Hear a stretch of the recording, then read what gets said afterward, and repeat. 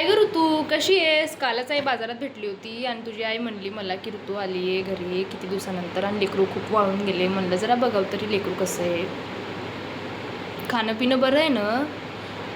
काय बरं आहे, दिसतंच आहे की अंग चक्क वाळून गेलंय, हाडं दिसायला लागलीत नीट. काही खातपीत जा की. हो मला मान्य आहे, मेसचं जेवण पचत नाही, मेसचं जेवण चांगलं पण लागत नाही, चव नसते. माझं माझं पण तर तेच आहे ना रे, माझा पण तर पोरगा राहतो बाहेर, त्याला पण जेवायला चांगलं मिळतच नाही.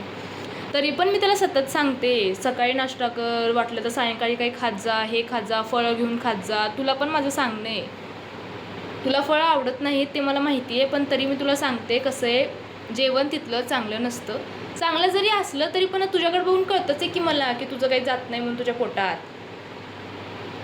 रोज एक फळ खायचं, कुठलंही घे. हे बघ मी तुला सांगते, ॲपल घे, पायनॅपल घे, वाटलं तर पपई घे, जे आवडेल ते तुला घे, पण फळं खात जा.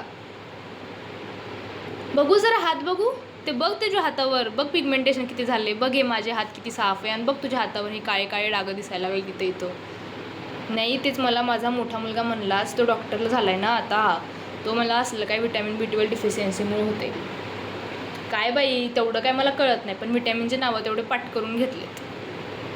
होय होय होय, विटॅमिन B12च्याच कमीमुळे होते. खात जा, मी तुला सांगते. कसं आहे, आपण नॉनव्हेज खात नाही, त्यामुळे आपल्याला तर काय पर्याय नाही. आणि तुझं ते मेसचं जेवण, त्याच्यामुळं म्हणते मी तुला की खा गोळी. गोळी खाणं चांगलं नसतं, मी मान्य करते, पण ठीक आहे एक 15 दिवस घे. कालच तू बोलले